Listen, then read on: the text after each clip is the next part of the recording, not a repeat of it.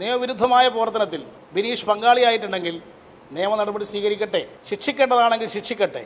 ആരും അതിൽ യാതൊരു സംരക്ഷണവും കൊടുക്കാൻ പോകുന്നില്ല.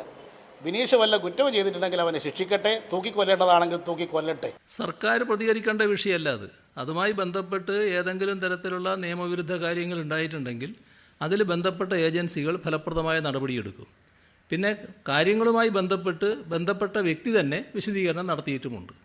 അതെ, ഞാൻ പറഞ്ഞല്ലോ, അത് അങ്ങനെയൊരു നിയമവിരുദ്ധമായ കാര്യം നടന്നിട്ടുണ്ടെങ്കിൽ നിയമവിരുദ്ധമായ കാര്യങ്ങൾ അന്വേഷിക്കേണ്ട ഏജൻസികൾ സ്വാഭാവികമായും അത് അന്വേഷിക്കുമല്ലോ. അപ്പോൾ എനിക്ക് എന്ത് നൽകിയില്ല എന്ന് നോക്കിയിട്ടല്ല ഞാനൊരു നിലപാട് എൻ്റെ ജീവിതത്തിൽ എടുത്തിട്ടുള്ളത്, ഇനി എടുക്കാനും പോകുന്നത്. എൻ്റെ നേതാവാണ് സഖാവ് പിണറായി വിജയൻ. ആ സഖാവിൻ്റെ എതിരായിട്ടുള്ള ഒരു നീക്കമായിട്ടാണ് ഞാനിത് കാണുന്നത്. ആ സഖാവിനെതിരായിട്ടുള്ള നീക്കം എന്ന് പറയുമ്പോൾ പാർട്ടിക്കെതിരായിട്ടുള്ള നീക്കമാണ്. അപ്പോൾ ആ നീക്കം എന്ന് പറയുന്നത് പാർട്ടി എന്നുള്ളതിൻ്റെ പ്ലാറ്റ്ഫോമിൽ നിന്നുകൊണ്ട് മാത്രമാണ് എനിക്കതിനെ സംസാരിക്കാനും അതിനെ പ്രതിരോധിക്കേണ്ട ഉത്തരവാദിത്വം ഉള്ളത്. നമസ്കാരം. മുൻ മുഖ്യമന്ത്രിയും പ്രതിപക്ഷ നേതാവുമായ പിണറായി വിജയൻ്റെ വീട് ഇന്ന് ED റെയ്ഡ് ചെയ്യുകയുണ്ടായി. CMRൽ നിന്നും 1,72,00,000 രൂപ മുൻ മുഖ്യമന്ത്രിയുടെ മകളായ വീണ വിജയൻ്റെ എക്സാലോജിക് എന്ന കമ്പനിയിലേക്ക് വന്നിട്ടുണ്ടായിരുന്നു. അല്ലെങ്കിൽ വീണ വിജയൻ CMRൽ നിന്നും 1,72,00,000 രൂപ വാങ്ങിയിട്ടുണ്ടായിരുന്നു. വിദ്യാഭ്യാസ സ്ഥാപനങ്ങൾക്കുള്ള സോഫ്റ്റ്വെയർ ഡെവലപ്പ് ചെയ്യുന്നു എന്നുള്ളതാണ് വീണ വിജയൻ്റെ മേൽനോട്ടത്തിലുള്ള അല്ലെങ്കിൽ വീണ വിജയൻ്റെ കമ്പനിയായ എക്സാലോജിക്ക് അതിൻ്റെ പ്രവർത്തന മണ്ഡലത്തിൽ കാണിച്ചിരിക്കുന്നത്. എന്നാൽ കരിമണൽ ഖനന കമ്പനിയായ സിന്തറ്റിക്കും റൂട്ടയിലും വേർതിരിച്ചെടുക്കുന്ന CMRൽ വിദ്യാഭ്യാസ ആവശ്യങ്ങൾക്ക് വേണ്ടിയിട്ടുള്ള സോഫ്റ്റ്വെയറിൻ്റെ സേവനം എങ്ങനെയാണ് വീണ വിജയൻ ലഭ്യമാക്കുക? ആ ഇല്ലാത്ത സേവനങ്ങൾക്ക് വേണ്ടിയാണ് CMRൽ നിന്നും 1,72,00,000 രൂപ വാങ്ങിയത് എന്ന് ആദായ നികുതി വകുപ്പിൻ്റെ ഇൻട്രീം സെറ്റിൽമെൻറ്റ് ബോർഡിൽ പറഞ്ഞിരിക്കുന്നു. CMRൽ അതിന് കൃത്യമായി നികുതി അടച്ച് ആ കേസിൽ നിന്നും രക്ഷപ്പെട്ടിരിക്കുന്നു. ഈ ഒരു സംഭവവുമായി ബന്ധപ്പെട്ടാണ് ഇപ്പോൾ ED അന്വേഷണം വന്നിരിക്കുന്നത് എന്നുള്ളത് ബഹുമാനപ്പെട്ട പ്രേക്ഷകർക്ക് എല്ലാവർക്കും അറിയാം.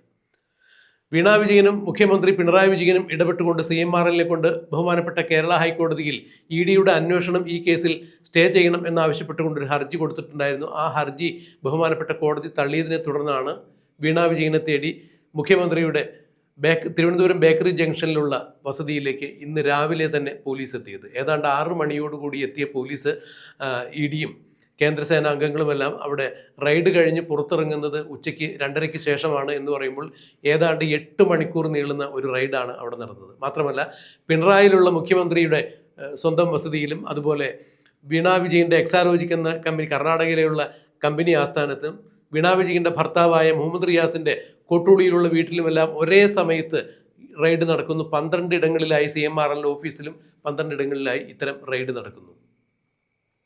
ഈ റെയ്ഡിൽ പ്രതിഷേധിച്ച് കേരളത്തിൽ അങ്ങോളം ഇങ്ങോളം CPM പ്രവർത്തകരും MP ഗോവിന്ദനും അല്ലെങ്കിൽ CPMൻ്റെ MLAമാരും മുൻ മന്ത്രിമാരും അടക്കമുള്ള ആളുകളെല്ലാവരും തെരുവിൽ കുത്തിയിരുന്ന് പ്രതിഷേധിക്കുന്നു. തിരുവനന്തപുരത്ത് മുൻ മുഖ്യമന്ത്രിയായിരുന്ന പിണറായി വിജയൻ്റെ വീടിന് മുന്നിൽ ED റെയ്ഡ് നടക്കുമ്പോൾ പ്രതിഷേധത്തിന് MP ഗോവിന്ദൻ അടക്കമുള്ള മുതിർന്ന നേതാക്കൾ എത്തിയിട്ടുണ്ടായിരുന്നു. എന്നാൽ EDയുടെ റെയ്ഡ് കഴിഞ്ഞ് അവർ പുറത്തേക്ക് ഇറങ്ങുന്ന സമയത്ത് EDയുടെ വാഹനത്തെ പ്രവർത്തകർ ആക്രമിക്കുന്നതും ആ വാഹനത്തിൻ്റെ ചില്ല് തല്ലിപ്പൊളിക്കുന്നതും ED ഉദ്യോഗസ്ഥന്മാർക്ക് പരിക്ക് പറ്റുന്നതുമെല്ലാം ദൃശ്യങ്ങളിലൂടെ ജനം തത്സമയം കണ്ടത് തന്നെയാണ്. ഈ പ്രവർത്തകരെ പാളയത്തുള്ള പാർട്ടി ഓഫീസിൽ ഒളിപ്പിച്ചുകൊണ്ട് നേതാക്കന്മാർ ആ പ്രവർത്തകരെ, അതായത് ED ഉദ്യോഗസ്ഥരെ ആക്രമിച്ച പ്രവർത്തകരെ ഒരു കാരണവശാലും പോലീസിന് വിട്ടുകൊടുക്കില്ല എന്ന് പറയുന്നു. അതായത് ED ഉദ്യോഗസ്ഥർ അവരുടെ ജോലി കഴിഞ്ഞ് മടങ്ങുമ്പോൾ അവർ സഞ്ചരിച്ചിരുന്ന വാഹനം തല്ലിപ്പൊളിച്ച് ഗുണ്ടാപ്പണി ചെയ്ത CPMൻ്റെ പാർട്ടി അണികളെയും അല്ലെങ്കിൽ പാർട്ടി സഖാക്കളെ പാളയം പാർട്ടി ഓഫീസിൽ ഒളിപ്പിച്ചിട്ട് പോലീസ് അങ്ങോട്ട് അവരെ തേടി ചെല്ലുമ്പോൾ പോലീസിനകത്ത് കടത്തി വിടാൻ സമ്മതിക്കില്ല. പോലീസ് പ്രതികളെ കണ്ടുപിടിച്ചോട്ടെ, പക്ഷേ ഞങ്ങളുടെ പ്രവർത്തകരെ ഞങ്ങളുടെ ഓഫീസിൽ കയറി പിടിക്കാൻ പറ്റില്ല എന്ന ഒരു മുടന്തൻ ന്യായം കൂടി CPM പറയുന്നു. ഇത് എവിടുത്തെ നീതിയാണ്, എന്ത് തരത്തിലുള്ള രാഷ്ട്രീയ നൈതികതയാണ് എന്നുള്ളത് മനസ്സിലാക്കാൻ കഴിയുന്നില്ല. ഈ രാജ്യത്ത് നീതിന്യായ വ്യവസ്ഥകൾ അംഗീകരിക്കാതെ ED റെയ്ഡിന് വരുമ്പോൾ മടിയിൽ കനമില്ലെങ്കിൽ പിന്നെ എന്തിനു ഭയക്കണം? റെയ്ഡ് ചെയ്തിട്ട് അവർ പോകട്ടെ എന്ന് വിചാരിക്കണം. അത്തരത്തിലുള്ള ഒരു സംയമനവും അല്ലെങ്കിൽ അത്തരത്തിലുള്ള സമീപനം കാണിക്കാത്ത മുഖ്യമന്ത്രി പിണറായി വിജയൻ്റെ വാഴ്ത്തുപാട്ടുകാരായ CPM പ്രവർത്തകരാണ് ഇപ്പോൾ തെരുവിൽ ED ഉദ്യോഗസ്ഥർക്കെതിരെ ഇത്തരത്തോളം വലിയ ഗുരുതരമായ നിയമലംഘനം നടത്തിയിരിക്കുന്നത്. ഈ വിഷയവുമായി ബന്ധപ്പെട്ട് കോടിയേരി ബാലകൃഷ്ണൻ്റെ മകൻ, അതായത് മുൻ CPMൻ്റെ ആഭ്യന്തര വകുപ്പ് മന്ത്രിയായിരുന്ന CPMൻ്റെ സംസ്ഥാന സെക്രട്ടറി ആയിരുന്ന കോടിയേരി ബാലകൃഷ്ണൻ, അദ്ദേഹം മൺമറഞ്ഞു. അദ്ദേഹത്തിൻ്റെ മകനായ ബിനീഷ് കോടിയേരി ചില പ്രസ്താവനകൾ നടത്തിയിരിക്കുന്നു. ഒരു മയക്കുമരുന്ന് കേസുമായി ബന്ധപ്പെട്ട് ബിനീഷ് കോടിയേരിയെ അന്വേഷണ ഉദ്യോഗസ്ഥരെ അറസ്റ്റ് ചെയ്യുകയും പിന്നീട് പരപ്പന അഗ്രഹാര ജയിലിലേക്ക് കർണാടകത്തിലേക്ക് ബിനീഷ് കോടിയേരിയെ മാറ്റുന്നത് കണ്ട് ഏതാണ്ട് 1.5 വർഷക്കാലമാണ് ബിനീഷ് കോടിയേരി ശിക്ഷ അനുഭവിച്ച് ജയിലിൽ കിടന്നത്. അന്ന് CPM സംസ്ഥാന സെക്രട്ടറി ആയിരുന്ന കോടിയേരി ബാലകൃഷ്ണന്റെ മകനെതിരെ നടന്ന ഇത്തരത്തിലുള്ള ഒരു അന്വേഷണ സംഘത്തിന്റെ റെയ്ഡിനെ കുറിച്ചോ അല്ല എന്നുണ്ടെങ്കിൽ അവരുടെ അന്വേഷണത്തെക്കുറിച്ചോ ബിനീഷ് കോടിയേരി അറസ്റ്റ് ചെയ്ത് ജയിലിൽ അടച്ചതിനെ തുടർന്നോ കേരളത്തിൽ അങ്ങോളം ഇങ്ങോളം പ്രകടനങ്ങളുണ്ടായില്ല, തെരുവിൽ കുത്തിയിരിക്കലുണ്ടായില്ല, അന്വേഷണ ഉദ്യോഗസ്ഥന്മാരുടെ കാറ് തൊല്ലി പൊളിക്കൽ പോലുള്ള പരിപാടികൾ ഉണ്ടായിരുന്നില്ല. ബിനീഷ് കോടിയേരിയുടെ വീട്ടിലും ED റെയ്ഡിന് എത്തിയിട്ടുണ്ടായിരുന്നു. എന്നാൽ ഇന്ന് നടന്നു പോലുള്ള കലാപരിപാടികളൊന്നും അന്ന് കണ്ടില്ല. അപ്പോൾ മുൻ മുഖ്യമന്ത്രിയായിരുന്ന ഇപ്പോഴത്തെ പ്രതിപക്ഷ നേതാവായിരുന്ന പിണറായി വിജയന്റെ മകളുടെ പേരിലുള്ള ഒരു അന്വേഷണം വന്നപ്പോൾ, മകളെ താമസിക്കുന്ന സ്ഥലത്ത് റെയ്ഡിന് വന്നപ്പോൾ അവരെ ചോദ്യം ചെയ്തു എന്നതിൻ്റെ പേരിൽ കേരളത്തിൽ എമ്പാടും CPM പ്രവർത്തകർ പിണറായി വിജയന് വേണ്ടി തെരുവിലിറങ്ങുന്നു, അന്വേഷണ ഉദ്യോഗസ്ഥന്മാരുടെ കാറ് തല്ലിപ്പൊളിക്കുന്നു എന്നിങ്ങനെയുള്ള കലാപരിപാടികൾ നടത്തുമ്പോൾ ബിനീഷ് കോടിയേരിയെ അറസ്റ്റ് ചെയ്ത് ജയിലിൽ കൊണ്ടുപോയിടുമ്പോൾ കോടിയേരി ബാലകൃഷ്ണൻ പോലും പറഞ്ഞത് അവൻ മുതിർന്നൊരു വ്യക്തിയാണ്, നിയമത്തിൻ്റെ വഴിക്ക് പോകട്ടെ എന്നുള്ളതാണ്. എന്നാൽ പിണറായി വിജയന്റെ മകൾക്ക് നേരെ ഒരു അന്വേഷണം വന്നപ്പോൾ, ED റെയ്ഡ് വന്നു കഴിഞ്ഞപ്പോൾ CPM സഖാക്കൾ എല്ലാവരും തെരുവിൽ കുത്തിയിരുന്ന് പ്രതിഷേധിക്കുന്ന കാഴ്ചയാണ് കണ്ടത്.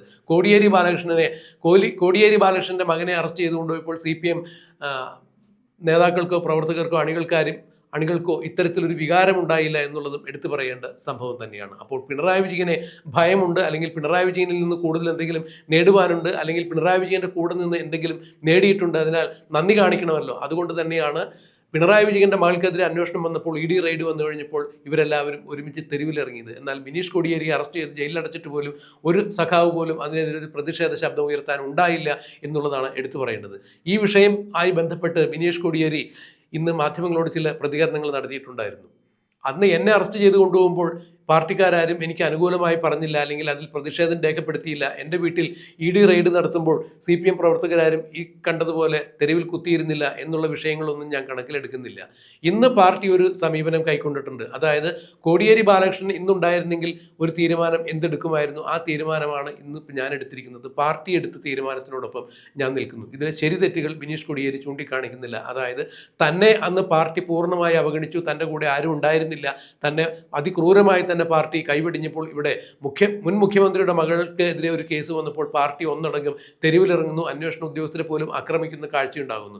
തനിക്ക് യാതൊരു തരത്തിലും ഒരു പിന്തുണ പാർട്ടിയുടെ ഭാഗത്തു നിന്ന് കിട്ടിയില്ല എന്ന് മുള്ളും മുനയും വെച്ച് ബിനീഷ് കോടിയേരി തുറന്നടിക്കുന്നു. എന്നാൽ തനിക്ക് അതിലൊന്നും യാതൊരു തരത്തിലുള്ള പരാതിയില്ല. പാർട്ടി ഒരു തീരുമാനമെടുക്കുന്നു, ഞാൻ പാർട്ടിയോടൊപ്പം നിൽക്കുന്നു. പിണറായി സഖാവിൻ്റെ കുടുംബം പാർട്ടി കുടുംബം എന്ന രീതിയിൽ എൻ്റെയും കുടുംബം തന്നെയാണ്. ആ കുടുംബത്തിനൊരു വിഷമം ഉണ്ടാകുമ്പോൾ ഞാനും അവരോടൊപ്പം നിൽക്കുന്നു, പാർട്ടിയോടൊപ്പം നിൽക്കുന്നു എന്നാണ് ബിനീഷ് കോടിയേരി പറഞ്ഞത്. അക്ഷരാർത്ഥത്തിൽ പിണറായി വിജയന്റെ പാർട്ടി സഖാക്കളുടെയും കരണമടിച്ച് പുകച്ചുകൊണ്ടാണ് ബിനീഷ് കോടിയേരി തനിക്ക് നേരിടേണ്ടി വന്ന ദുരന്തത്തിൽ പാർട്ടി സഖാക്കന്മാരുടെ യാതൊരു തരത്തിൽ പിന്തുണ ഉണ്ടായിരുന്നില്ല എന്നുള്ള കാര്യം തുറന്നു പറഞ്ഞുകൊണ്ട്, എന്നാൽ അത് ഞാനിപ്പോൾ വിഷയമാക്കുന്നില്ല, എൻ്റെ എല്ലാ പിന്തുണയും പിണറായിയുടെ കുടുംബത്തോടൊപ്പമുണ്ട് എന്ന് പറഞ്ഞുകൊണ്ട് അക്ഷരാർത്ഥത്തിൽ പിണറായി വിജയന്റെയും സഖാക്കന്മാരുടെയും ഇരട്ടത്താപ്പിനെതിരെ മുഖമടച്ച് അടി കൊടുത്തുകൊണ്ട് തന്നെയാണ് ബിനീഷ് കോടിയേരി ചില സത്യങ്ങൾ തുറന്നു പറഞ്ഞത്. എൻ്റെ നേതാവാണ് സഖാവ് പിണറായി വിജയൻ. ആ സഖാവിൻ്റെ എതിരായിട്ടുള്ള ഒരു നീക്കമായിട്ടാണ് ഞാനിത് കാണുന്നത്. ആ സഖാവിനെതിരായിട്ടുള്ള നീക്കം എന്ന് പറയുമ്പോൾ പാർട്ടിക്കെതിരായിട്ടുള്ള നീക്കമാണ്. അപ്പോൾ ആ നീക്കം എന്ന് പറയുന്നത് പാർട്ടി എന്നുള്ളതിൻ്റെ പ്ലാറ്റ്ഫോമിൽ നിന്നുകൊണ്ട് മാത്രമാണ് എനിക്കതിനെ സംസാരിക്കാനും അതിനെ പ്രതിരോധിക്കേണ്ട ഉത്തരവാദിത്വം ഉള്ളത്. അപ്പോൾ എനിക്കെന്ത് നൽകിയില്ല എന്ന് നോക്കിയിട്ടല്ല ഞാനൊരു നിലപാട് എൻ്റെ ജീവിതത്തിൽ എടുത്തിട്ടുള്ളത്, ഇനി എടുക്കാനും പോകുന്നത്.